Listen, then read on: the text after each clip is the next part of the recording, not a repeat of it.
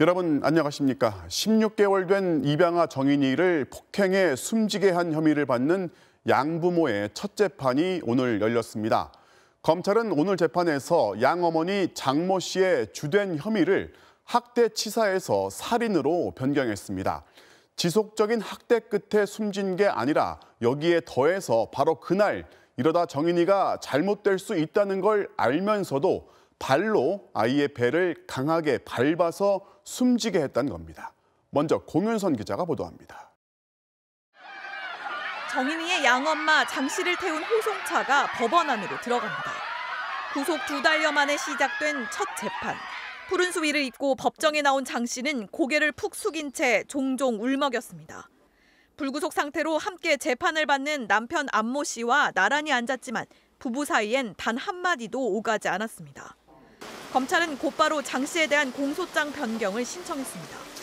당초 재판에 넘겨진 혐의였던 아동학대 치사죄 대신 무기징역까지 선고가 가능한 살인죄를 주 혐의로 적용했습니다.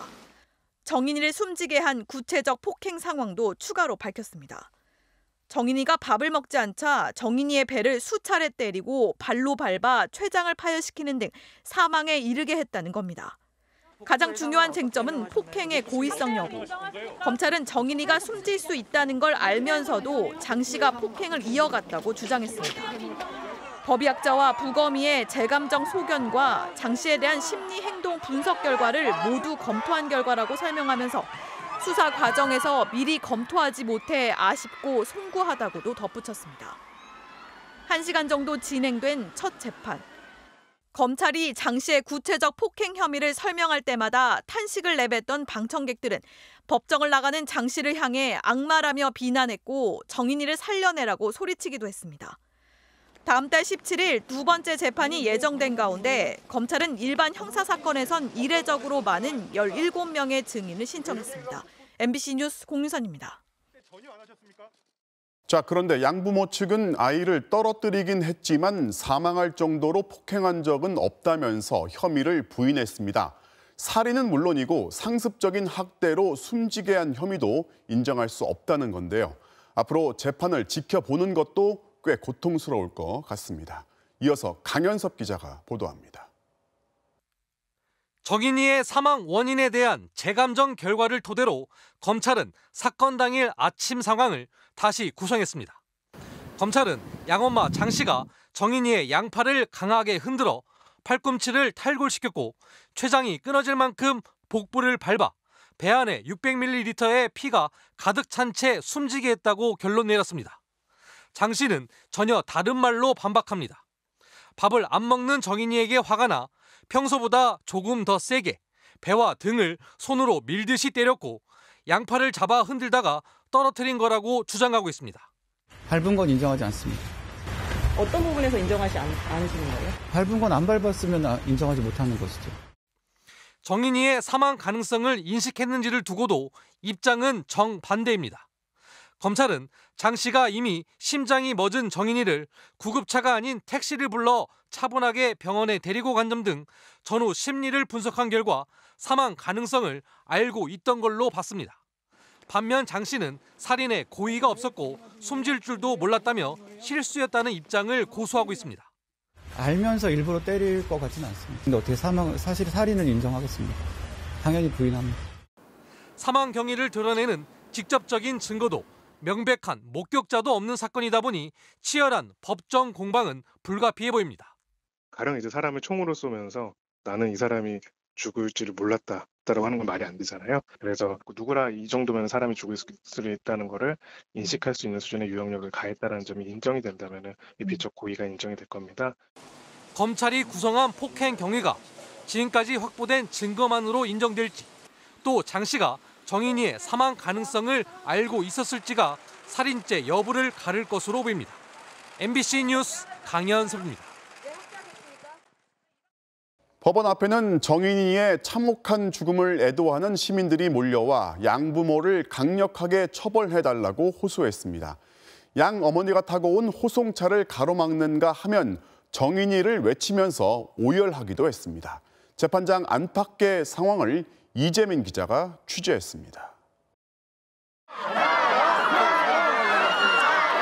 이른 아침부터 법원 앞엔 분노의 외침이 메아리쳤습니다. 시민들은 살인죄로 처벌하란 팻말을 들고 줄지어 눈길을 걷는 시위를 펼쳤습니다. 양부모에게 우리가 다 정인이 엄마다, 우리가 끝까지 싸워줄 거다라는 걸 보여주고 싶어서 나왔습니다. 정인이를 추모하는 탁자 위엔 하얀 국화와 과자, 음료가 쌓였습니다. 법원 앞에는 정인이를 추모하고 학대 가해자를 엄벌해달라는 화환 89개가 세워졌습니다. 사랑한다, 미안하다, 다음에는 내 딸로 태어나달라는 절절한 말들이 걸려 있습니다.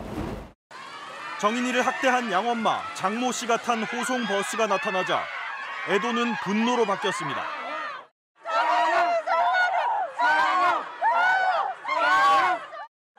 응어리진 마음을 풀 길이 없는 엄마들은 여기저기서 흐느끼기도 했습니다.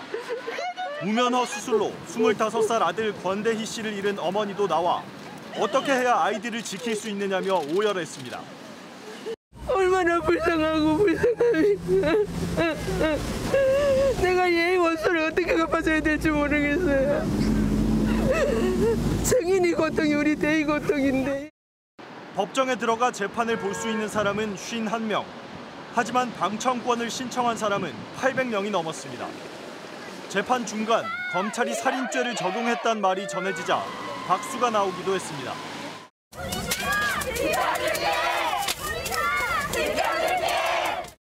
양부모가 살해 의도가 없었다며 살인 혐의를 거듭 부인했다는 법정 내부 소식이 알려지자 분노는 극에 달했습니다. 양엄마를 태운 호송버스가 나오는 순간 버스를 때리고 눈덩이를 던지고 아예 앞에 드러누웠습니다. 밖에 있는 사람들은 담장에 달라붙어 팻말을 흔들며 절규했습니다.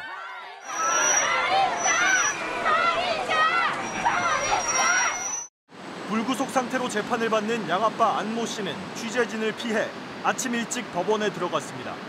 안 씨는 법원에 신변 보호까지 요청했고 재판이 끝나고 20분 뒤 호위를 받으며 도망치듯 법원을 빠져나갔습니다.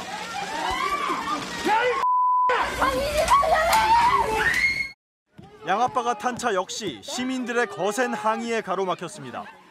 아이는 이미 하늘나라로 가고 없는데 여전히 거짓말을 하고 있는 그들의 행태가 이 지켜보던 이 시민들의 가슴에 분노를 일으킨 것 같습니다. 첫 공판이 끝난 뒤에도 한동안 자리를 뜨지 못한 시민들은 향후 법정 공방이 예상되는 살인죄 적용에 대해 법원에 지속적인 청원을 넣겠다고 밝혔습니다. MBC 뉴스 이재문입니다. 네, 경기도 파주시에 있는 LG 디스플레이 공장에서 화학물질이 유출돼 7명이 다쳤습니다. 반도체를 세척할 때 쓰는 독성 물질로 보이는데요. 현장을 연결해서 현재 상황 알아보겠습니다. 자, 신재웅 기자. 네, 파주 LG 디스플레이 공장 앞에 나와 있습니다. 이게 냄새가 상당히 역한 독성 물질이라고 하던데 지금은 상황이 어떻습니까? 네, 제 바로 뒤로 보이는 곳이 오늘 사고가 일어났던 P8 공장인데요. 지금 이곳에서는 암모니아 냄새도 나지 않고 사고 수습은 어느 정도 끝난 상태입니다. 오늘 사고는 오후 2시 20분쯤 발생했습니다. LG 디스플레이 P8 공장 5층에서 화학물질이 누출돼 2명이 쓰러져 있다는 내용의 신고가 119에 접수됐습니다. 사고 현장에서 발견된 부상자는 모두 7명이었습니다. 협력사 직원 2명이 심정지 상태로 발견됐고 다른 5명도 경상을 입었습니다. 다행히 심정지 상태로 위독했던 2명은 심폐기능을 회복했지만 아직 의식을 되찾지는 못했습니다. 경상자 가운데 3명은 사고 수습을 위해 내부에 들어갔던 LG 디스플레이의 응급 구조사들로 확인됐습니다. 자, 처음에는 행여 사망 사고로 이어지는 건 아닌지 걱정이 컸단 말이죠. 자, 누출이 어떻게 발생했는지 다시 한번 정리해 볼까요? 네, 사고가 난 5층은 주로 대형 TV용 LCD 디스플레이 패널을 생산하는 곳입니다. 제작 공정에 쓰이는 수산화 테트라 메틸 알모늄이라는 약품 3,400리터가 누출됐고요. 이 약품은 암모니아 냄새가 나는 무색의 액체로 독성이 치명적인 물질입니다. 협력사 직원 2명이 화학약품 세척을 위해 사용하는 암모늄용 배관을 점검하다가 사고가 난 것으로 추정되고 있습니다. 사고 발생 30여 분 뒤 LG 측이 밸브를 잠그면서 유해 화학물질의 누출은 멈췄습니다. LG 디스플레이 공장도 사고가 끊이지 않습니다. 자, 회사 입장은 어떻습니까? 네, 사고 직후 LG 디스플레이는 인명피해가 발생한 부분에 대해서 위로와 사과의 말씀을 드린다면서 부상당한 임직원의 빠른 회복을 위해서 노력하겠다고 밝혔습니다. 하지만 말씀하신 대로 이곳 파주 LG 디스플레이 공장에서 사고가 난 게 이번이 처음이 아닌데요. 지난 2015년 1월에는 질소 누출 사고가 나 3명이 목숨을 잃고 3명이 다쳤습니다. 6년 만에 유사한 사고가 또 발생한 겁니다. 이번에도 6년 전에도 모두 배관 연결 작업을 하거나 설비 보수 작업을 하던 중에 화학 물질이 누출됐습니다. 지금까지 파주 LG 디스플레이 공장 앞에서 MBC 뉴스 신재웅입니다. 코로나19 신규 확진자는 이틀째 500명대였고 누적 환자는 이제 딱 1년 만에 7만 명을 넘었습니다.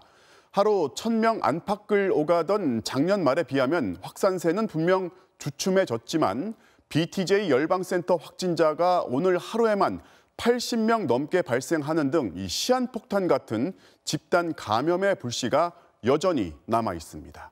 김성현 기자입니다. 지난 2일 새해 첫 주말 서울 성동구 한 주택에서 조부모부터 부모, 손자까지 6명이 한꺼번에 모여 식사 모임을 가졌습니다. 5명 이상 모이지 말라는 방역 지침을 어긴 대가는 컸습니다. 지난 9일 가족 중 1명이 확진된 데 이어 다른 가족과 직장 동료 등 모두 14명이 확진 판정을 받았습니다. 최초 확진자에서 가족과 가족의 직장으로 전파된 것으로 파악되어 전파 경로를 추가 조사하고 있습니다. 전체 신규 확진자 수는 562명으로 완만한 감소세를 유지했습니다. 지역 발생 확진자 수도 하루 평균 593명으로 한 달 만에 처음 600명 아래로 떨어졌습니다. 하지만 성동구 일가족 사례처럼 개별 접촉에 따른 감염 사례는 최근 40%나 급증했습니다. 계속 줄어들던 주말 수도권 휴대전화 이동량은 지난주 상승하는 모습을 보이고 있습니다. 경계심을 풀 사항이 아닌 만큼 조금만 더 긴장감을 가지시고 개인 간 접촉에 의해 감염 확산이 이루어지고 있기에 모임과 약속, 이동을 줄여주시는 것이. 이런 가운데 방역 당국은 노래방을 빌려 유흥주점으로 운영하는 등 집합금지 조치를 위반한 22명을 재판에 넘겼습니다. MBC 뉴스 김상환입니다. 교도소나 구치소의 집단 감염이 계속 이어지다 보니 정부가 예정보다 빨리 그리고 규모를 키워서 내일 900여 명을 가석방하기로 했습니다. 이렇게 해서라도 교정시설의 밀집도를 줄이겠다는 건데요. 모범 수용자뿐 아니라 기저질환자나 고령자도 포함시켰습니다. 이면주 기자가 취재했습니다. 전국 교도소에 수감된 수용자 가운데 900여 명이 내일 오전 조기 가석방됩니다. 교정시설의 코로나19 추가 확산을 막기 위해 모범수와 기저질 환자, 고령자 등을 내보내기로 한 겁니다. 과밀 수용이 큰 원인으로 지적됐던 서울 동부구치소의 집단 감염 사태를 되풀이하지 않겠다는 겁니다. 현재 전국 교정시설의 수용자는 5만 3천여 명, 수용 가능 인원 4만 8천여 명을 이미 5천 명이나 넘어선 상태입니다. 법무부는 매달 실시하는 정기 가석방 외에 수시 가석방은 이번이 처음이라며 과밀 수용을 완화할 필요가 있어 조기 가석방을 결정했고 오는 29일 이달 정기 가석방은 그대로 진행한다고 설명했습니다. 가석방 대상에는 무기 또는 장기 수용자와 아동학대, 성폭력 범죄를 저지른 수용자는 제외됐습니다. 이번 가석방 대상자 중 코로나19 확진자는 16명으로 이들은 생활치료센터로 옮겨지거나 서울 동부구치소에서 치료를 받게 됩니다. 법무부는 앞으로 신입 수용자의 입소 전 격리 기간을 2주에서 3주로 연장하고 이들에 대한 코로나19 검사도 격리 전후로 2차례 실시하기로 했습니다. 또 외부 전문가가 참여하는 교정시설 코로나19 긴급 대응팀도 신설하고 교정시설별 병원 이송 체계도 마련할 계획입니다. MBC 뉴스 이면주입니다. BTJ 열방센터 전국의 확진자가 이제 600명을 훌쩍 넘겨서 계속 늘고 있지만 아직 대상자의 60%가 검사를 받지 않았습니다. 정확히 말해서 검사를 거부하고 있는 건데요. 정부가 이 단체 또 개인에 대해서 치료와 방역 또 역학조사에 들어간 비용을 나중에 다 돌려받기 위해서 구상권을 청구하기로 했습니다. 김아연 기자입니다. 경북 상주 BTJ 열방센터에서 시작된 코로나19 확진자는 어제보다 86명이 늘면서 662명을 기록했습니다. 코로나 입원 환자 1명의 평균 진료비 535만 8천 원을 기준으로 계산하면 예상 진료비만 35억 4천만 원에 이릅니다. 건강보험공단은 이 가운데 공단 측이 부담한 30억 7천만 원을 열방센터나 방문자 개인에게 청구하겠다고 밝혔습니다. 방역 지침을 위반하거나 방역을 방해하는 행위가 그 원인이 되었다면 나아가지 말아야 할 비용이 나가게 된 것이므로 공단은 그 원인을 제공한 개인이나 단체에게 그 비용을 부담하게 하여 중앙정부와 지방정부도 별도의 구상권 청구를 검토하고 있습니다. 다른 접촉자들에 대한 검사 비용이라든지 자가격리에 소요되는 비용 등을 구상권을 행사할지에 대해서는 계속 검토해 나갈 예정입니다. 열방센터 측은 뒤늦게 코로나 검사를 받으라는 호소문을 홈페이지에 올리면서도 상주시의 집합 금지 명령과 시설 폐쇄 명령이 과도하다며 행정 소송을 냈습니다. 적방하장이라고 생각합니다. 참여자들 명단 제출과 또 검체 검사를 전혀 받지 않았기 때문에 열방센터 측이 제출한 출입명부에 등록된 방문자는 2,996명, 방역당국이 확인한 17명을 포함하면 관련자는 3,000명이 넘습니다. 추가 감염 우려가 제기되고 있지만 아직도 센터 방문자의 60% 이상이 검사를 거부하거나 회피하고 있습니다. 방역당국은 열방센터 감염이 과거 신천지나 사랑제일교회와 비슷한 사례라며 방문자들은 신속히 검사를 받아달라고 당부했습니다. MBC 뉴스 김아영입니다. 이 열방센터는 경북 상주에 있는 시설의 이름이고 이걸 운영하는 단체가 인터콥입니다. 대체 열방센터 방문자들은 왜 역학조사를 거부하고 숨는 걸까요? 단적으로 그들은 평소에도 자신들이 다니는 교회에도 여기에 방문했다는 사실을 숨긴다고 합니다. 그 이유를 전동혁 기자가 취재했습니다. 경기도 부천의 한 교회. 이 교회는 BTJ 열방센터를 다녀온 확진자로 인해 50여 명의 집단 감염이 발생했지만 신도들에게 열방센터와의 관련성을 부인했습니다. 그 열방센터 터졌을 때 아무도 간 적 없다고 간 사람 있으면 책임지겠다고 그 여자 부목사님이 근데 우려했던 일이 터졌죠. 열방센터가 일반적인 개신교와 선교 방식과 세계관에서 많은 차이가 나기 때문입니다. BTJ 열방센터는 인터콥이라는 국내 선교단체가 운영하고 인터콥은 최바울 선교사가 이끌고 있습니다. 그런데 이들은 불교 사원에 들어가 찬송가를 부르는 이른바 땅밟기 등을 선교라고 생각합니다. 지난 2007년 무리하게 아프가니스탄에 선교하러 갔다가 탈레반에 납치돼 2명이 숨진 사건의 가이드도 인터콥 소속이었습니다. 거기 가서 예배드리고 기도하고 찬양하고 지역 귀신을 무찌르는 행위가 땅밟기. 극단주의적 종말론을 바탕으로 한 배타적이고 공격적인 선교 행위를 해온 인터콥에 대해 대부분의 개신교단은 참여 자제나 교류 금지 조치를 한 상태입니다. 때문에 열방센터 참석자들은 출석하는 교회에 센터 방문 사실을 숨기는 경우가 많습니다. 항상 하는 얘기가 출발 전부터 휴대폰에 꺼라. 월드미션 예배 없어지면 책임질 거냐고. 신천지가 추수꾼을 통해 교회에 잠입해 신도를 빼내는 수법으로 개신교와 대립하는 반면 인터콥은 코로나19를 음모론으로 보며 정부와 대립한다는 점에서 지난 8월 사랑제일교회 사례와 비슷합니다. 백신을 맞으면 세계가 뭐가 돼? 그들의 노예가 됩니다. 그래서 방역당국의 검사 요청을 거부하는 경우가 많은 걸로 해석됩니다. 신천지 때보다 더 협조를 안 할 가능성이 훨씬 높아졌죠. 정광훈 씨 때가 신천지보다 더 위험하다고 했던 이유가 정부가 주적이거든요. 검사를 거부하는 열방센터 확진자들이 코로나 확산의 또 다른 불씨가 될까 봐 방역당국이 긴장하고 있습니다. MBC 뉴스 전동혁입니다. 코로나19 방역을 방해하고 교회 돈 수십억 원을 빼돌린 혐의로 재판에 넘겨진 신천지 이만희 총회장. 오늘 1심 법원이 횡령만 인정하고 방역 방해는 무죄를 선고했습니다. 개정되기 전의 법으로는 시설이나 교인 명단 제출 거부가 처벌 대상이 아니라는 이유였습니다. 신천지 측은 환영했고 피해자 단체는 즉각 반발했습니다. 김건희 기자가 취재했습니다. 지난해 2월 대구 신천지 교회를 중심으로 코로나19가 급속히 확산되자 이만희 총회장은 카메라 앞에 섰습니다.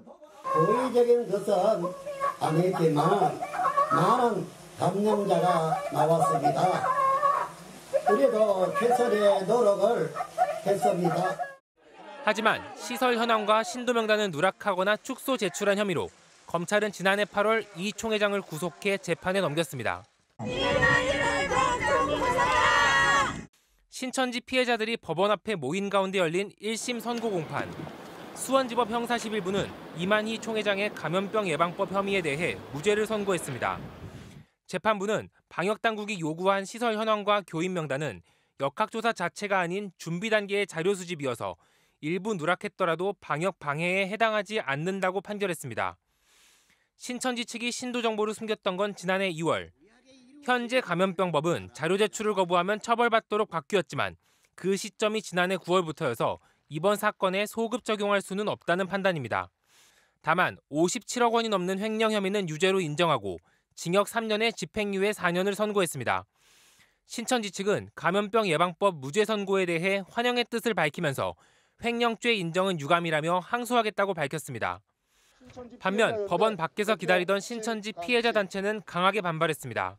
사비범 이만희를 처벌해 줄 것을 기다려왔습니다. 오늘의 선고는 가출한 자녀들을 찾고자 몸부림치셨던 부모님들께 큰 낙심과 절망이 될 것이고 구속 후 3개월 만인 지난해 11월 재판부의 보석 허가로 풀려났던 이 총회장은 휠체어를 타고 법정에 나왔고 재판이 끝난 뒤 지하 주차장을 통해 법원을 빠져나갔습니다.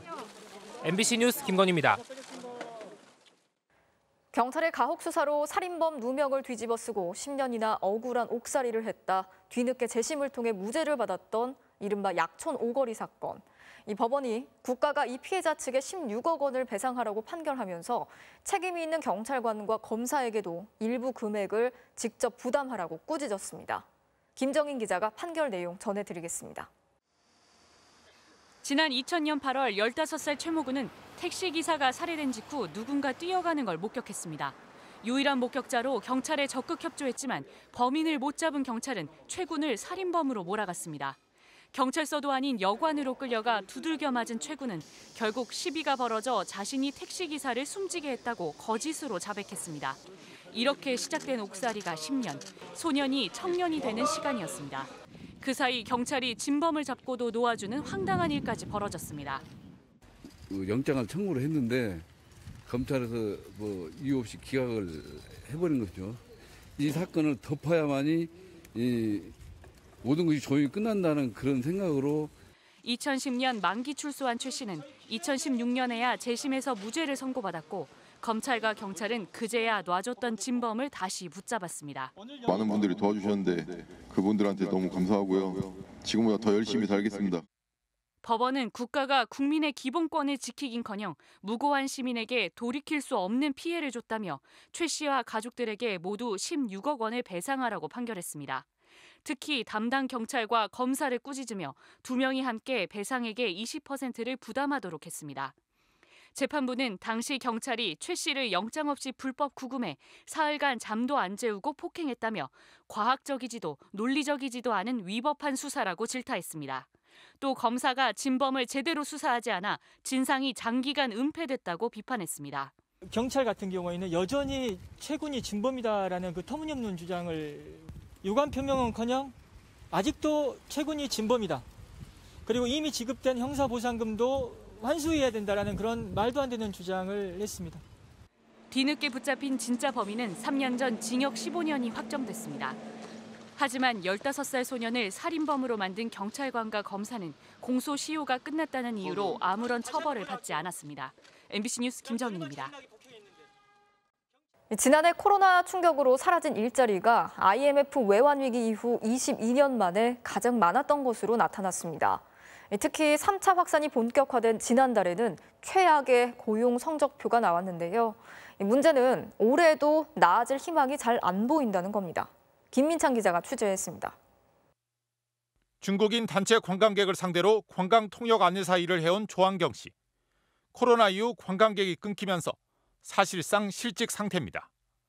먹고 살기 위해 닥치는 대로 입사 원서를 썼지만 50대인 조 씨에게 취직은 너무나 큰 벽이었습니다. 20대 지금 대학 갓 졸업하는 사람들이랑 요즘은 경쟁을 해야 되기 때문에 그건 현실적으로 거의 불가능한 얘기고, 그러다 보니까 할 수 있는 게 공공근로 이런 일자리죠. 지난해 사라진 일자리는 약 22만 개. 1998년 외환 위기 이후 가장 많이 줄었습니다. 특히 3차 확산이 본격화된 지난달엔 1년 전에 비해 62만 개 넘는 일자리가 사라져 충격이 가장 컸습니다. 대면 서비스 업종 중심으로 상당히 많이 감소폭이 확대가 되었으며, 그동안 좀 증가폭이 있었던 공공행정이나 보건복지 쪽이 좀 증가세가 둔화된. 고용 한파는 20, 30대에게 더 매서워 지난해 30만 개 넘는 일자리가 없어졌습니다. 기업 채용이 줄어든 건 물론 아르바이트마저 끊기면서 청년 세대는 코로나 충격을 온몸으로 안아야 했습니다.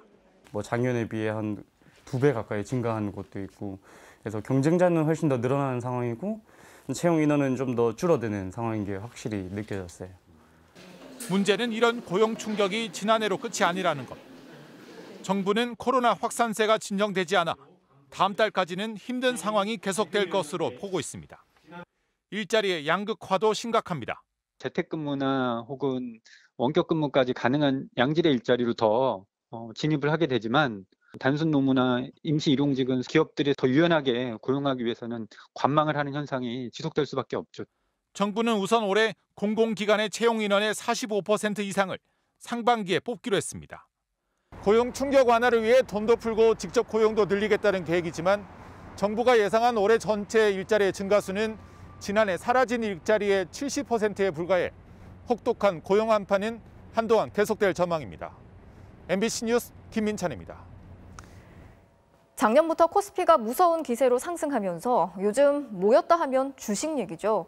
있는 돈 없는 돈 끌어모아서 투자에 뛰어드는 사람들이 늘고 있는 반면, 주식을 안 산 사람들은 상대적인 박탈감과 불안감을 느낀다고 합니다. 대한민국을 휩쓸고 있는 주식 열풍의 단면을 서유정 기자가 취재했습니다. 39.2%. 지난해 3월 처음으로 주식 투자를 시작한 직장인 이모 씨의 수익률입니다. 2천만 원을 넣은 지 10달 만에 800만 원을 번 겁니다. 은행에 맡겨서는 상상할 수도 없는 수익.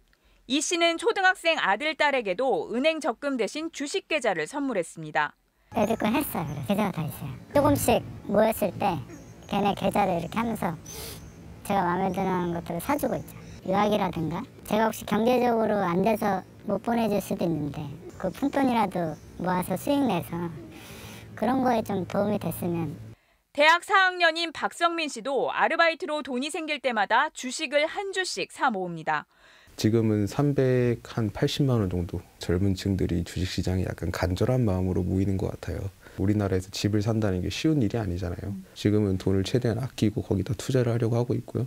코스피 3천의 주역인 동학개미. 개인 투자자들이 지난해 주식을 산 돈은 64조 원. 역대 최대 규모였습니다. 이들이 올 들어 사들인 주식만 10조 원어치에 달합니다. 초저금리 시대, 주변에서 주식으로 돈 벌었다는 얘기가 계속 들리면서 이제라도 주식을 사야겠다며 새로 계좌를 만드는 사람만 하루 10만 명이 넘습니다. 올해 77살인 김호동 할머니도 평생 청소를 해서 모은 돈으로 난생 처음 주식 투자를 계획 중입니다. 한 5천 투자하려다가 어이구 그 돈을 어떻게 벌었냐 싶어갖고 그냥 주춤했거든. 진짜로 아쉽지.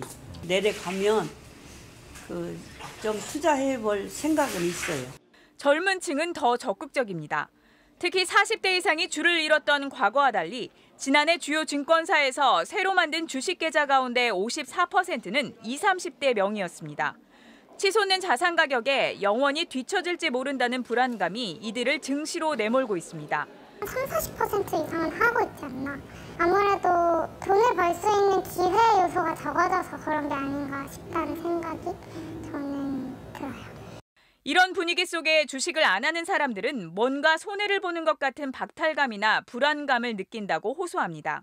워낙 이슈가 되다 보니까 저도 아무래도 조금 해보고 싶다는 생각은 드는 상태입니다. 제가 좀 뒤처진 게 아닌가 생각이 들기도 하고. 전문가들은 과거에 비해 장기 투자, 우량주 투자가 는 건 반갑지만 개미들이 너무 흥분한 게 아닌가 우려합니다. 개인 투자자들이 약간 좀 광기가 보였어요. 예, 그냥 무조건 사야 되겠다. 이럴 때일수록 흥분하지 마시고 냉정하게 삼성전자가 지금 안 산다고 바로 10만 원, 20만 원 안 가거든요. 현재 활동 주식 계좌 수는 3,600만 개. 우리 국민 10명 중 6명이 주식을 하고 있는 가운데 전문가들은 과거에도 투자 열풍이 휩쓸고 난 뒤 가장 큰 피해를 봤던 건 개인 투자자들이었던 만큼 신중한 투자가 필요하다고 입을 모으고 있습니다. MBC 뉴스 서유정입니다. 며칠 전 전남 여수의 산업단지에서 30대 노동자가 석탄 운반용 컨베이어 벨트에 끼어 숨지는 중대한 산업재해가 발생했습니다. 20대 청년 고 김영균 씨를 떠올리게 하는 사고였는데요. 현장 동료들이 이런 일이 일어날 줄 진작부터 예상했다면서 이 부실한 노동 환경을 증언하는 것도 똑같습니다. 강서영 기자입니다. 사고가 난 석탄 운반용 컨베이어 옆엔 어른의 어깨가 겨우 들어갈 만한 좁고 네모난 구멍이 뚫려 있습니다.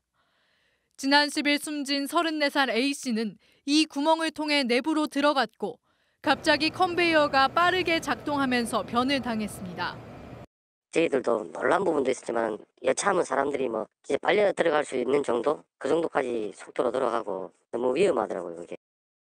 또 다른 하청업체 직원은 평소에도 컨베이어의 작동이 갑자기 이뤄져 놀란 적이 한두 번이 아니라고 말합니다.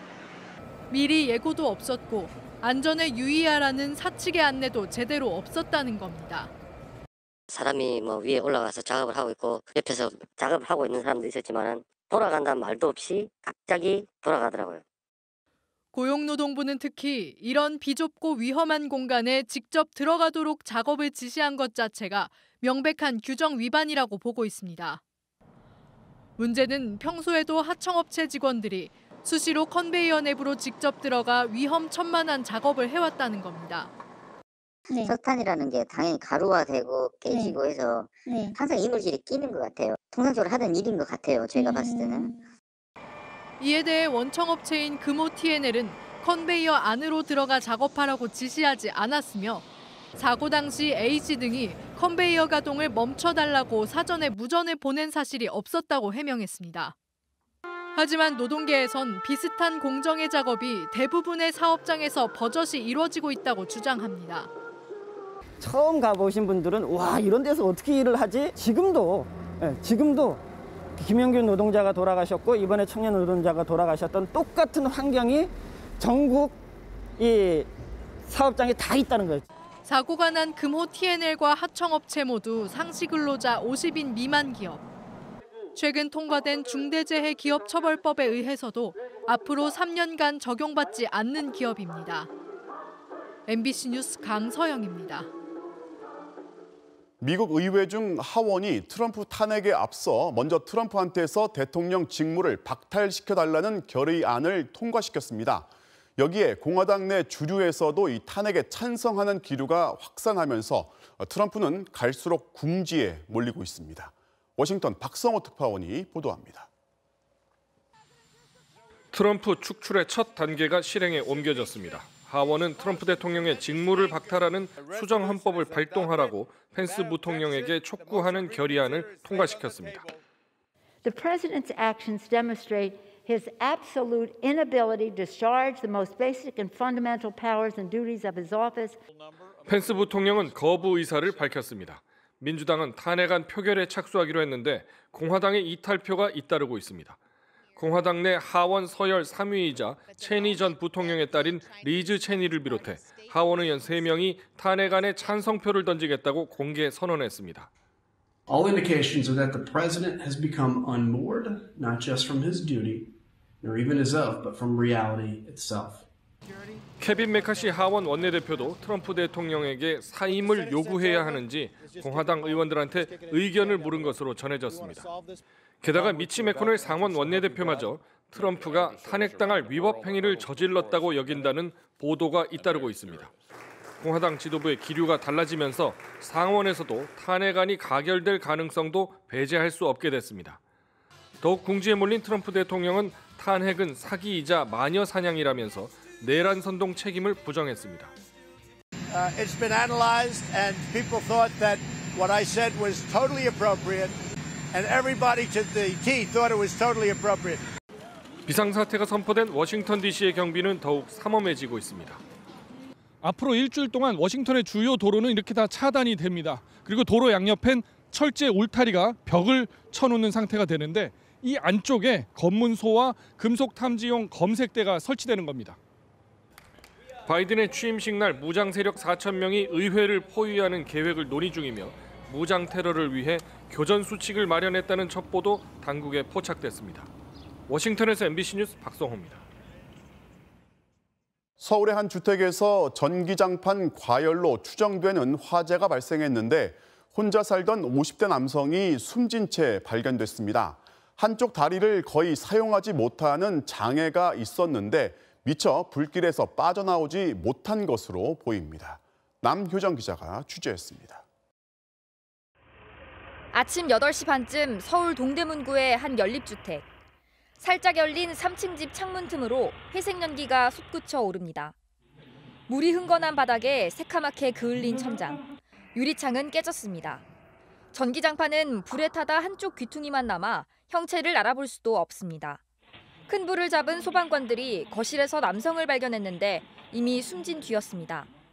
최초에 소방관들이 문을 열고 들어갔을 때는 이미 사망이 된 상태였습니다. 거실에서 장판에 사망자가 누워 있었습니다.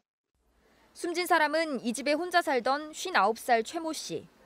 5년 전 생긴 뇌병변 장애로 한쪽 다리를 거의 쓰지 못하는 상태였습니다. 한 달에 70여만 원의 기초생계비가 유일한 수입이었다고 합니다. 평소에는 안 나와요. 원래 밖에 잘 안 다니세요? 예. 바로 옆 동네에 살며 형을 보살피던 남동생 외에는 외부와의 접촉이 거의 없었습니다. 동생분이 뭐 마트에서 뭐 같은 거 사가지고 갖다 드리고 하루 종일 있다 돌봐주고 가시는 것 같아요. 경찰은 전기장판에서 불이 시작된 뒤 거동이 불편한 최 씨가 미처 빠져나오지 못해 질식한 것으로 보고 정확한 경위를 조사하고 있습니다. MBC 뉴스 남효정입니다. 미국은 하루 사망자가 4,500명으로 사상 최고치를 기록하는 등 코로나가 악화일로로 치닫고 있습니다. 이런 상황에서 미국 엘라베마 주에서는 대학 미식축구팀이 우승을 차지하자 수천 명의 팬들이 이렇게 거리로 몰려 나왔습니다. 사회적 거리두기는 물론 대부분 마스크조차 하지 않았죠. 전 세계적으로 코로나19 상황이 가장 심각한 국가라는 사실을 무색하게 만드는 장면입니다. 보도에 서혜영 기자입니다. 밤 10시가 넘은 시간, 수천 명의 젊은이들이 거리를 가득 메웠습니다. 엘라베마 대학 미식 축구팀이 전국 대회 우승을 차지하자 거리로 쏟아져 나온 겁니다. 발 디딜 틈 없는 인파에 나무 위로, 간판 위까지 올라간 사람들도 있습니다. People started climbing the trees. People started hanging off light poles. People started getting on top of the CBS awning. 흥에 겨워 고함을 지르고 술을 마시는 사람들 대부분이 마스크도 쓰지 않았습니다. 경찰이 출동해 14명을 현장에서 체포했고 자정이 넘어서야 겨우 해산에 성공했습니다. 코로나는 마치 남의 나라 일인 것처럼 젊은이들이 축제를 벌인 사이 미국의 상황은 또 한 번 최악을 맞았습니다. 하루 사망자가 4,500명 가까이 치솟으며 코로나19 사태 이후 가장 많았습니다. It's not all of the older generation that are here sick and dying in the hospital. There are a lot of young people. We had a 28-year-old, we had a 36-year-old, we had a 34-year-old that. 중환자 병상은 이미 가득 찬 지 오래. 마치 전쟁터 마냥 복도까지 병상이 나와 있습니다. 병원 밖에 천막 병동까지 마련했지만 이곳에도 빈자리는 없습니다. 밀려드는 환자에 지쳐가는 의료진들은 제발 사태를 심각하게 인식해달라고 호소합니다. I've been doing this now 13 years. I've probably seen more deaths in this last month than I have almost in my whole career.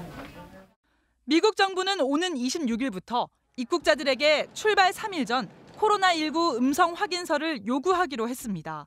하지만 방역 지침을 어기는 내부 일탈이 이어지는 상황에서 해외 유입 차단이 얼마나 효과를 거둘지 의문입니다. MBC 뉴스 서혜연입니다. 네, 일본은 오늘 긴급사태 선언을 11개 지역으로 확대했습니다. 하지만 보시는 것처럼 거리는 이렇게 여전히 사람들로 넘쳐나고 있습니다. 급기야 장관들이 밥은 집에서 먹고 출근도 하지 말라는 읍소를 하고 나섰습니다.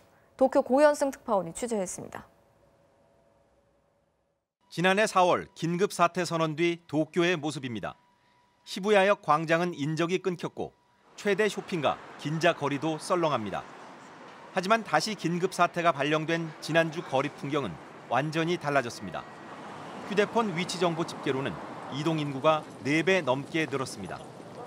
출근길, 퇴근길은 여전히 북적거리고 술자리는 저녁 8시까지로 앞당겨졌을 뿐입니다. 3時ぐらいね、ちょっとでも行く場所なくなっちゃうからちょっと寂しいですけどね。 긴급 사태 선언에도 별다른 변화가 없자 초조해진 장관들이 직접 나섰습니다. 昼みんなとご飯を食べていいということではありませんので、家庭で食事をしていただくこのこともぜひお願いをしたいと。 70% 재택근무를 지키라며 공무원부터 단속에 나섰습니다. 有給休暇を取って盗聴しているようなことがないようにやった本人、見逃した上司 일본의 코로나19 확진자는 3주 만에 10만 명이 늘어 30만 명을 넘었습니다. 중증 환자 수도 연일 최고치를 기록하면서 병원은 포화 상태입니다. 병원 약 6곳 중 한 곳은 뇌졸중으로 쓰러진 응급 환자를 받지 못한다는 조사 결과도 나왔습니다. 지방의 긴급사태 선언 요청에도 좀 더 지켜보자던 스가 총리는 결국 오늘 오사카 등 11개 지역으로 확대한다고 발표했습니다. 외국인 입국을 전면 제한하고 한국과 중국 등 11개 나라에 허용했던 비즈니스 특별 입국도 중지했습니다. 大都市圏についてはそこから全国に感染が広がる前に対策を講じる必要があることを踏まえて判断をいたしました.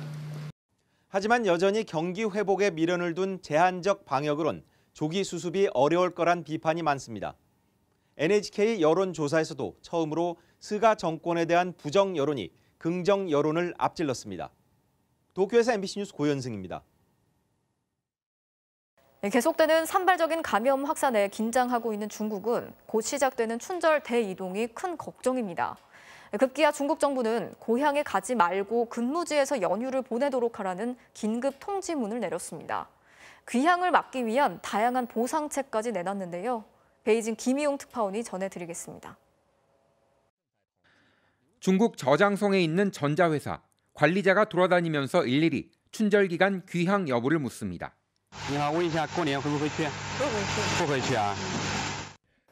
또 다른 회사의 오전 직원 조회 시간, 직원 한 명이 1,000위안, 우리 돈으로 약 17만 원의 금액이 적힌 종이를 들고 있습니다. 이번 춘절에 고향에 가지 않는 대신 받은 보너스입니다.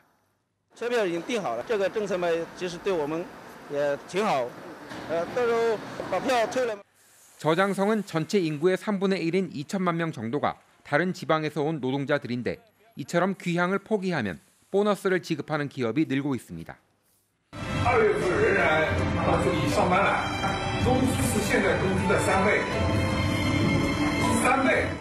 최근 코로나19의 산발적 확산이 진정되지 않자 중국 정부는 춘절 연휴를 근무지에서 보내도록 독려하라는 통지문을 기업들에 긴급 발송했습니다.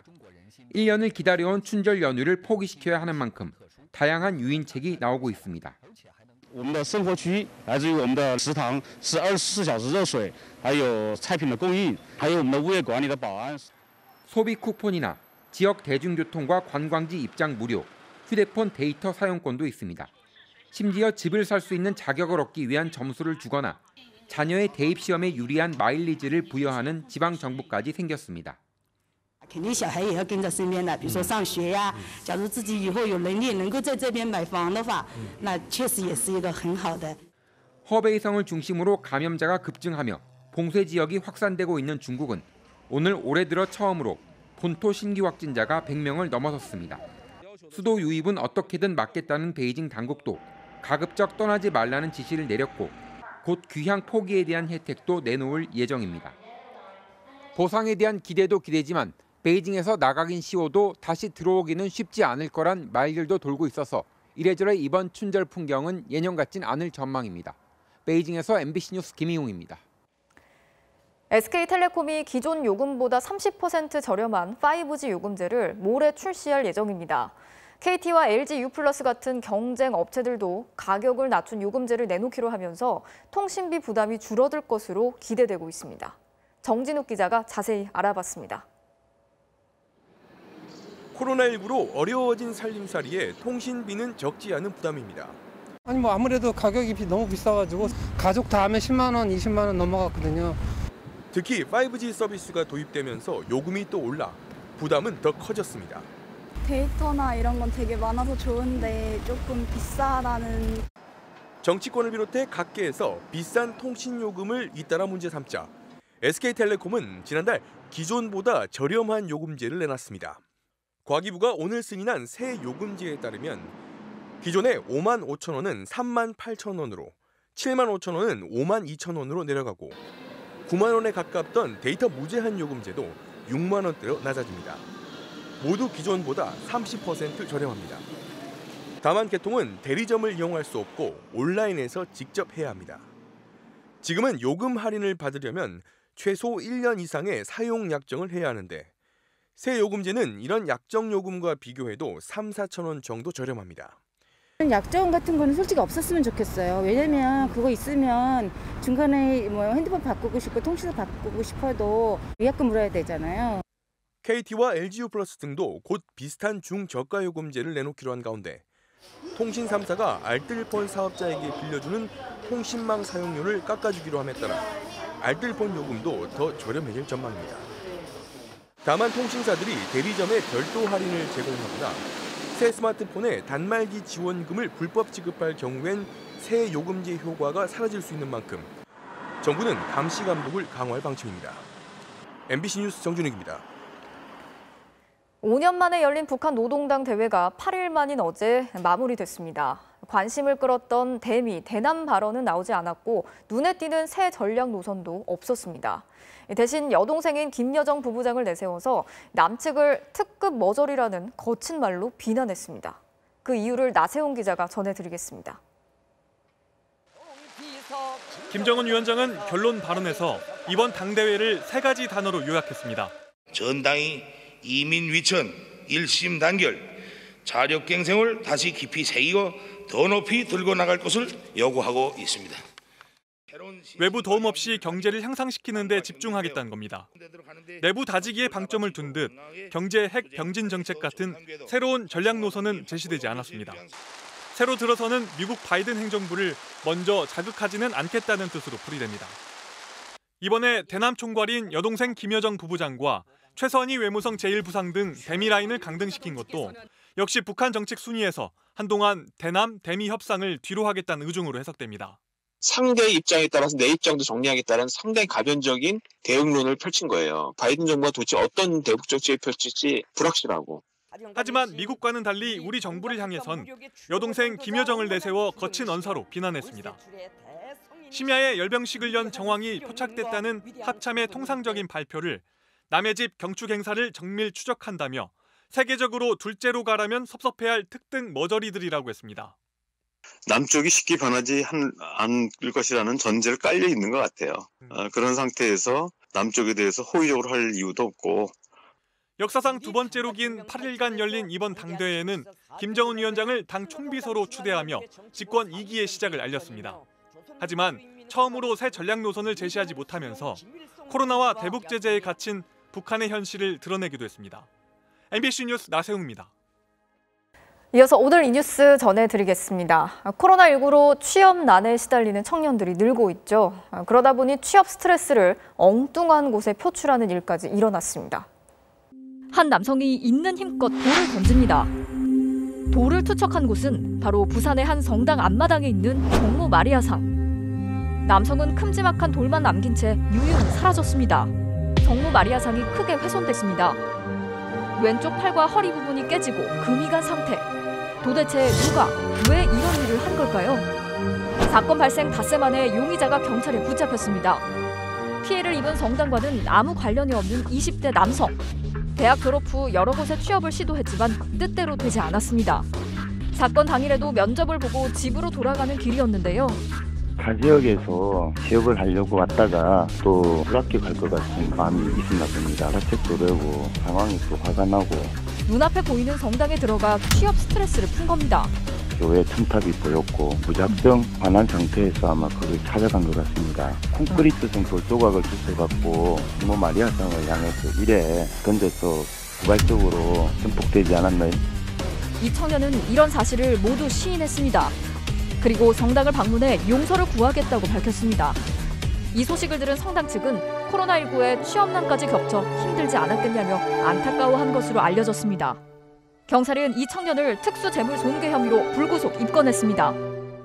오늘 이 뉴스였습니다.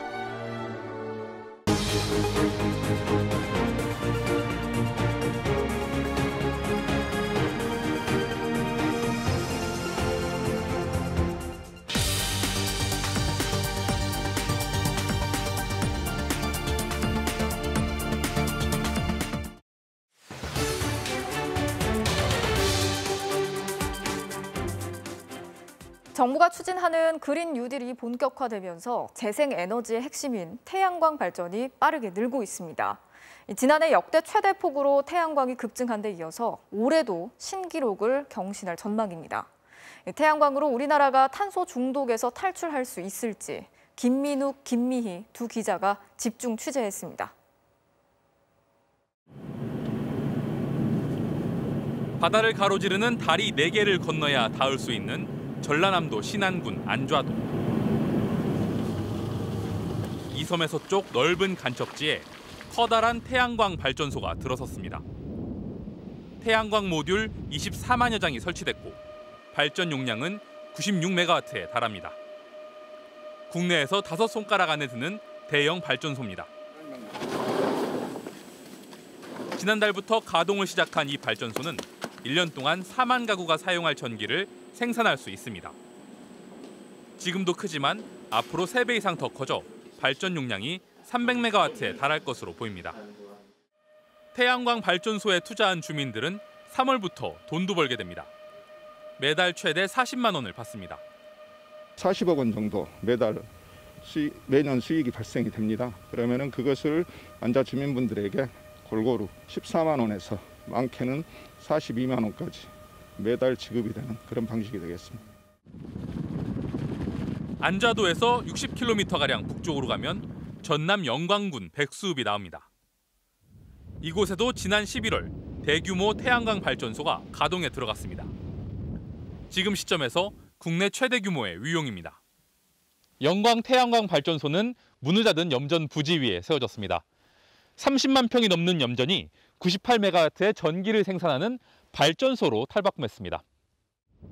태양광 발전소가 급증하고 있습니다.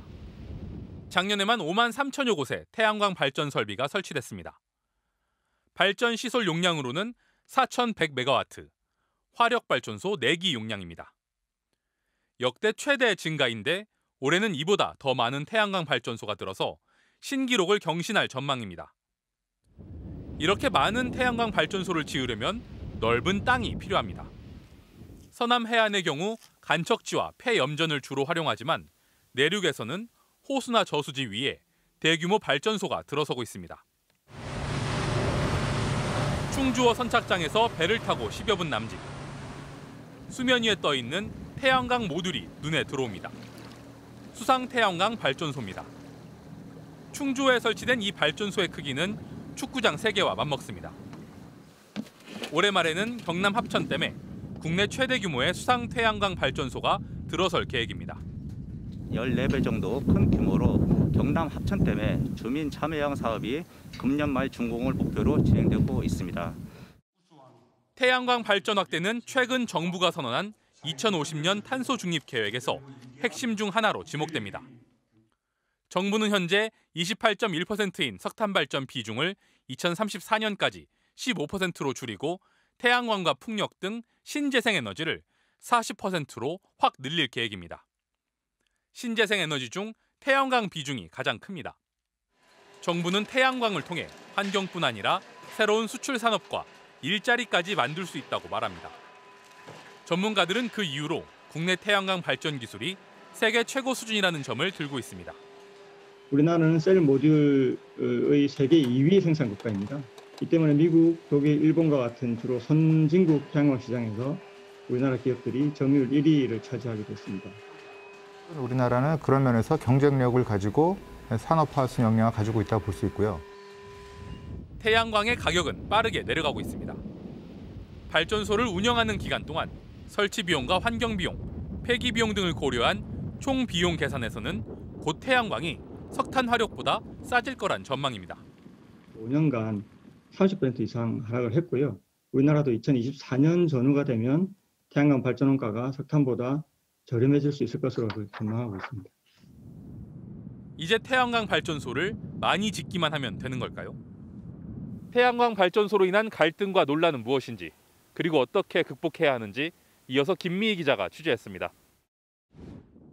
2019년 강원도 강릉에 들어선 6메가와트급 태양광 발전소. 1년 동안 약 6,800가구의 전기를 공급할 수 있는 큰 발전소입니다. 그러나 지난 1년 3개월 동안 이곳은 가동되지 못했습니다. 이곳에서 생산한 전기를 보낼 수 있는 송배전망 시설이 없었기 때문입니다. 송배전망은 한전에서 설치해줘야 하는데 발전소 측은 한전이 제때 설치해주지 않아 큰 피해를 봤다고 주장합니다. 결국 전력 공급이 지연돼 거래처로부터 계약 해지 통보를 받았고 17억 원을 손해봤다는 겁니다.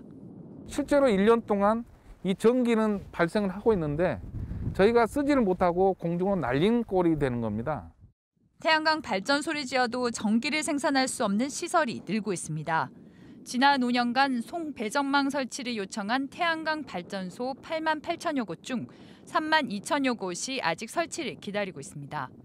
전국적으로 급속히 늘어나는 태양광 발전소를 송배전망 시설이 따라가지 못하고 있는 겁니다. 전남이나 전북 같은 경우에는 이제 접속 대기가 거의 뭐 1년을 넘게 기다리시는 분들이 있고, 그럼 거의 2년이 넘죠, 최소한. 태양광 설치를 둘러싼 주민 갈등도 여전히 현재 진행형입니다. 4년 전 태양광 발전소가 들어선 철원의 한 마을. 폭우나 폭설이 내릴 때마다 주민들은 불안한 마음으로 발전소를 바라봅니다. 비만 오면 아침에 올라가서 한 바퀴 돌아보고, 올 같은 경우도 그것도 떨어져가지고 저 밑에 주민들도 뭐 많이 보고 지금 와서는 많이들 후회하죠. 전국 산지에 들어선 태양광은 모두 12,000여 곳. 전체 태양광 설비의 27% 규모입니다. 산지 태양광 발전소로 지난 3년간 나무 232만 그루를 베어내 환경 파괴 논란도 일었습니다. 산지뿐 아니라 수상 태양광, 간척지를 놓고도 주민 갈등이 벌어집니다. 태양광 설치를 너무 쉽게 내준다는 목소리가 있는가 하면 당국의 허가 기준이 너무 까다롭다는 정반대의 불만도 나옵니다.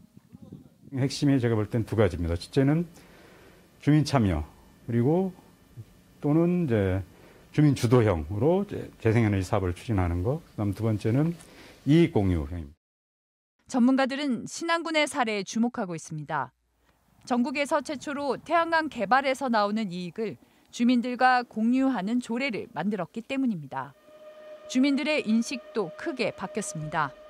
주민들의 이렇게 또 달달이 이렇게 얼마 정도 돈을 이렇게 기름으로 해서 또 노인분들이나 또 모든 분들이 전기세라도 또 전화세라도 낼 수 있고.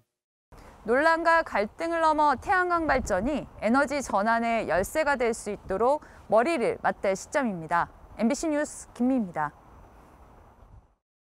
국민의힘 소속 나경원 전 의원이 서울시장 선거에 출마를 선언하면서 국민의당 안철수 대표, 또 같은 당 오세훈 전 시장을 동시에 대놓고 비판했습니다. 오 전 시장은 이번 주에 출마를 선언할 것으로 보이는데요. 현재로선 통합이 불투명한 이 야권 3파전에 윤곽이 잡혔습니다. 이기주 기자입니다. 서울 이태원 먹자골목에서 출마 회견을 연 국민의힘 나경원 전 의원. 독하게 섬세하게를 구호로 자신이 현 정권에 가장 앞장서 싸웠던 사람임을 강조했습니다. 그러면서 쉽게 물러서고 유불리를 따지는 사람에겐 중대한 선거를 맡길 수 없다며 안철수, 오세훈 두 경쟁 후보를 동시에 비판했습니다. 중요한 정치 변곡점마다 결국 이 정권에 도움을 준 사람이 어떻게 야권을 대표할 수 있겠습니까? 이에 대해 국민의당 안철수 대표는 우리의 상대는 여권 후보라며 거듭되는 국민의힘 측의 날선 비판에 단호한 입장을 밝혔습니다. 상대방에 대한 배려가 필요합니다. 야권 대표성이라는 것이 결국은 국민들께서 정해주시는 겁니다. 초유의 조건부 출마를 내걸었던 오세훈 전 서울시장. 안철수 대표와의 회동이 사실상 무산되면서 당초 계획을 앞당겨 이번 주 중 정식 출마 선언을 할 것으로 보입니다. 이로써 오세훈, 안철수, 나경원, 지난 2011년 서울시장 선거의 주인공들이 10년 만에 야권 후보로 맞붙게 됐습니다. 즉각적인 사퇴로 저의 책임을 다하고자 합니다. 이번 서울시장 보궐선거에 출마하지 않기로 했습니다. 서울의 재탄생, 저 나경원이 함께하겠습니다. 앞서 결자 해지론을 내세우며 출마를 선언한 안철수 대표. 시장직을 내려놓은 건 유감이라면서도 자신이 적임자라는 오세훈 전 시장. 두 사람과 자신은 다르다며 선을 긋고 있는 나경원 전 의원. 10년 전 선거에 대한 평가는 제각각입니다. 후보들에겐 당분간 단일화 논의보단 야권 내 선두 경쟁이 시급한 상황. 당 지지율을 강조하는 국민의힘과 개인 지지율을 앞세우는 안철수 후보 간 치열한 신경전은 계속될 것으로 보입니다. MBC 뉴스 이기주입니다. 민주당 민형배 의원이 친문재인계로는 처음 차기 대통령으로 이재명 경기지사를 지지한다고 공개적으로 밝혔습니다. 이낙연 대표와 이 지 사이의 지지율 격차가 더 커졌다는 여론조사도 공개됐는데요. 이낙연 대표 측은 일희일비하지 않고 정책 행보로 승부하겠다고 밝혔습니다. 이학수 기자입니다. 이명박, 박근혜 두 전직 대통령 사면론에 대해 언급을 아껴오던 이재명 경기지사가 사실상 반대 입장을 밝혔습니다. 내가 뭘 잘못했다고 그러냐 이런 태도를 취하는 걸 용서를 해주면 앞으로 저 권력이 있으면은 다 봐주는구나, 다 저렇게 넘어갈 수도 있구나 이렇게 생각하잖아요. 청와대에서도 조심스러운 어조긴 하지만 국민 눈높이를 강조하는 신중론이 나왔습니다. 국민으로부터 위임받은 권력이고 그러한 고려를 국민의 입장에서 국민의 눈높이에서 해야 되지 않느냐. 아직 문재인 대통령의 입장은 나오지 않았지만 공론화에 나섰던 민주당 이낙연 대표로선 악재인 셈입니다. 이런 가운데 문재인 정부 청와대 비서관 출신인 민형배 의원이 이재명 지사 지지에 나섰습니다. 사면론 등 이 대표의 기조에 동의할 수 없는 부분이 많다며 촛불 민심 실현을 위한 미래 리더십으로 이 지사가 적합해 보인다고 밝힌 겁니다. 친문계는 물론 호남 의원 중에서도 처음인데 마침 두 주자 간 지지율 차이가 10% 이상 벌어졌다는 일부 여론조사까지 공개돼 파장이 더 커졌습니다. 이 같은 상황에 대해 이낙연 대표 측은 일희일비하지 않겠다며 통합과 불평등 해소를 기조로 정책 행보를 이어가겠다는 입장을 밝혔습니다. 가장 불평등한 불황을 방치하지 않고 연대와 상생의 틀을 만들어 함께 잘 사는 대한민국을 만들려는 보완적 방안입니다. 한 여당 중진 의원은 MBC와의 통화에서 사면론에 대한 비판과 별개로 대선 양강 구도가 흔들리는 게 당으로선 좋을 게 없다며 특정 주자에 대한 의원들의 지지 선언이 잇따르지는 않을 것이라고 내다봤습니다. MBC 뉴스 이학수입니다.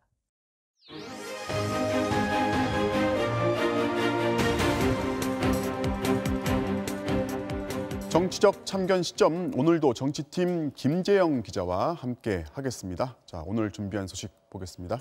네. 코로나19 이익공유제 세 번째 카드 통할까인데 민주당의 이낙연 대표가 이번에는 이제 이익공유제라는 화두를 던졌습니다. 자, 일단 의미부터 정리해 볼까요? 이익공유제, 그러니까 코로나19라는 특수 상황에서 오히려 수혜를 본 분야들이 있잖아요. 네. 이런 수익을 피해가 심각한 분야와 좀 나누자, 이런 제안을 이 대표가 지난 월요일 했는데 정치권이 연일 시끄럽습니다. 직접 들어보시죠. 네.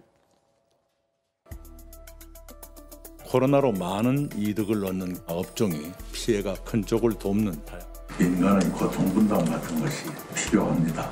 연대와 상생의 틀을 만들어 함께 잘 사는 대한민국을 국민 재산 몰수에서 바닥난 굽고 채우겠다는 반헌법적 발상에 말문이 막힙니다. 경제 주체의 팔을 비틀어서 이익까지도 환수해 내겠다는 그런 준조세나 다름없고 법에 없는 법인세 별기업에게 물리는 것이었습니다. 지나치게 감상적이고 안이합니다. 착한 임대료 정책이 자영업자의 피눈물을 막지 못한 사실을 이미 확인하지 않았습니까? 자, 일단 의미는 알겠고요. 그러면은 이제 코로나로 호황을 누렸다는 기업이나 분야가 특정이 됩니까? 뭐 대략 3개 업종이 언급되고 있는데요. 요즘 집에서 많이들 사용하시죠. 음식 배달 어플 업체와 전자결제 플랫폼 업체들. 또 전자제품이나 인테리어 요새 많이들 사거나 바꾸는데요. 관련 업종들이 대표적으로 거론되고 있는데 뭐 물론 정확한 실태 조사는 따로 필요할 것 같습니다. 아무튼 이들 업종에선 언급되는 것 자체를 부담스러워하면서도 준조세가 신설되는 거 아니냐는 우려랑 사회적 책무 차원에서 이익을 환원하겠다는 등 복잡한 속내를 토로하고 있습니다. 자, 그렇다고 뭐 민주당이 이걸 지금 법으로 강제하자는 건 아니죠? 예, 일부 언론에서는 이 대표가 여론의 반발에 밀려 법제화하려던 걸 자발적 참여로 한 발 물러섰다고 분석하는 곳도 있는데요. 그런 건 아니고요. 우리가 기부를 하면 연말에 소득공제 같은 걸 받잖아요. 일종의 그런 법률 시스템을 마련하자는 거였는데 관련 발언도 직접 들어보시죠. 네. 민간의 자발적 참여로 추진되는 것을 원칙으로 했으면 합니다. 공동체 회복을 위한 연대와 협력의 정신으로 자발적인 참여 방안을 마련하고 강압과 억제가 아니라 과감한 인센티브 제공과 사회적 대화를 통해 새로운 이렇게 자발적으로 참여하는 곳에 대해서는 저희가 세제와 금융의 그 혜택을 그만큼 준다는 것이니까요. 자, 이 이익 공유제 표현이 뭐 조금 다르긴 하지만은 이런 개념 자체가 이제 민주당에서 처음 나온 게 아니란 말이죠. 지금 당에서는 지금 한 목소리가 나오고 있습니까? 이익공유제가 정치권에 크게 공론화되기 시작한 지는 한 10년 정도 됐는데요. 지난 2011년 당시 정운찬 동반성전위원장이 초과 이익공유제라는 화두를 던졌었고요. 지난 20대 국회에선 민주당이 협력 이익공유제라는 공약으로 대선을 준비했었습니다.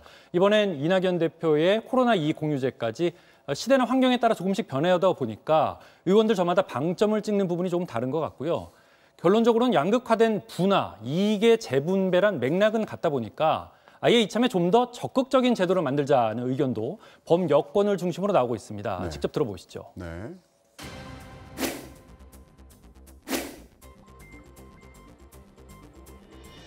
자발적 참여로 도입하자는 말씀은 참 무책임한 말씀입니다. 특별재난연대세 도입을 위한 입법을 전면적으로 논의합시다. 국민의 선의에 기대는 것이 아니라 사회연대를 제도화하는 것입니다. 자, 이익공유제가 정치권에 관심을 받는 또 다른 이유도 있습니다. 이낙연 대표의 당권 장악 문제인데요. 지난해 말 윤석열 검찰총장 국정조사 카드, 또 최근엔 전직 대통령 사면 카드를 권했다가 반발에 부딪힌 사례가 있었잖아요.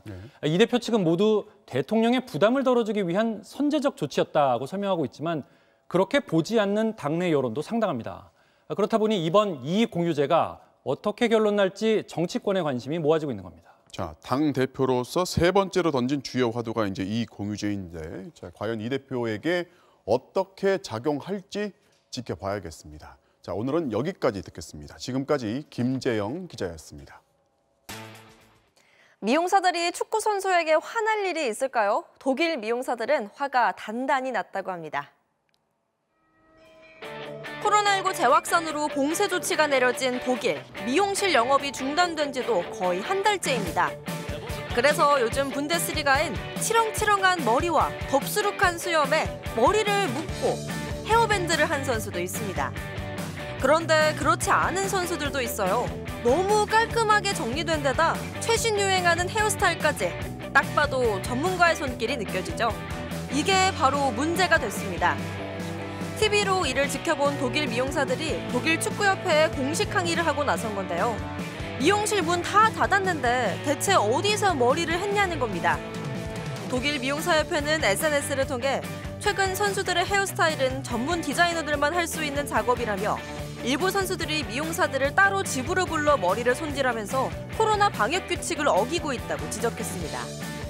독일에서 이런 논란은 이번이 처음은 아닙니다. 홀슈타인 킬의 이재성 선수처럼 방역 수칙을 잘 지키다 장발이 된 선수가 있는 반면 지난해 도르트문트의 산초와 아칸지는 집으로 미용사를 부르다 적발돼 리그 사무국의 벌금 징계를 받기도 했는데요. 경기 중계로 외모에 신경이 쓰이긴 하겠지만 안전을 위한 방역 규칙 꼭 지켜야겠죠. 너는 드래프트 1순위야 라는 말로 화제가 된 선수가 있습니다. 깜짝 트레이드로도 관심을 모았던 국내 최장신 세터 김명관 선수를 이명루 기자가 만났습니다. 국가대표 센터 신영석을 내주고 내려온 24살 새내기 세터 김명관. 트레이드 이후 첫 맞대결에서 최태웅 감독은 얼어있는 김명관을 위해 또 하나의 어록을 남겼습니다. 영석이 형은 우리나라 넘버원, 너는 드래프트 1순위 넘버원. 진지하던 작전 타임은 졸지에 웃음 참기 챌린지가 돼버렸고 이 장면은 온라인 팬미팅에서도 최고 화제였습니다. 또 이게 그런 얘기가 나와서 조금 약간 감심했던 이게 비교가 되나? 저 감독님만 보고 있었는데 형들이 웃음 참는 거 보고 더 웃겨가지고 민호야 너가 웃었고 다 망쳤어. 신장 1m 95의 국내 최장신 세터 김명관은 높은 타점에서 뿌리는 백토스가 일품입니다. 드래프트 1순위란 기대가 부담이었지만 국보급 세터 출신 최 감독을 만나 새롭게 태어나고 있습니다. 거의 다 바뀌었죠. 전에는 약간 이런 식으로 약간 딱딱했었는데 약간 이제 품고 들어오는 약간 이런 식으로. 책임감과 자신감도 더 강해졌고 네가 팀을 이끌어 나가려면 좀 독하게 먹고 자신감이 없으면 세트할 자격이 없다. 너 할 수 있겠냐? 저는 할 수 있습니다. 태국마크의 꿈도 조금씩 무르익고 있습니다. 저뿐만 아니라 배구인들이 장신 세터로서 성장해줬으면 하는 그런 기대치가 많기 때문에 지금은 어리지만 또 그렇게 될 수 있다. 어설퍼 보이지 않는 강인한 세터? 약간 그런 세터가 되고 싶어요. MBC 뉴스 이명노입니다. 어제는 6살 축구 신동을 보셨는데요. 오늘은 7살 복싱 신동입니다. 최고의 여성 복서가 되겠죠? 지금밤 스포츠 뉴스였습니다.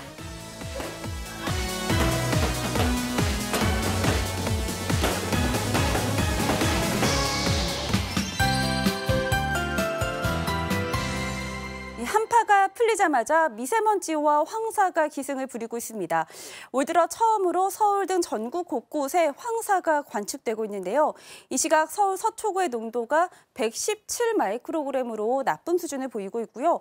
강원도 정선이 167 마이크로그램까지 치솟는 등 대부분 지방에 먼지가 가득 퍼져 있습니다. 이번 미세먼지는 내일 오전이 가장 심하겠습니다. 밤사이 스모그와 황사가 추가로 유입되면서 전국의 농도가 일시적으로 매우 나쁨 수준까지 치솟겠는데요. 금요일인 모레는 비나 눈 소식이 있어서 먼지를 좀 씻겨줄까 기대를 했는데 아쉽게도 비의 양이 적겠고요. 오히려 비구름 후면으로는 또 황사가 들어올 가능성이 있습니다. 이어서 지역별 내일 날씨입니다. 어제 내린 눈이 녹아 지표면이 습해지면서 출근길 내륙에서는 안개까지 매우 짙게 만들어지겠습니다. 아침 최저 기온은 서울 영하 5도, 광주 0도로 대부분 오늘과 비슷합니다. 낮 최고 기온은 서울 6도, 대구 11도까지 오르겠습니다. 그래도 주말부터는 먼지를 밀어낼 찬바람이 불어주겠고요. 서울의 최저 기온이 영하 11도까지 떨어지는 등 추위는 다시 심해질 전망입니다. 날씨였습니다. 1월 13일 뉴스데스크 마치겠습니다. 오늘도 함께해 주신 여러분 고맙습니다.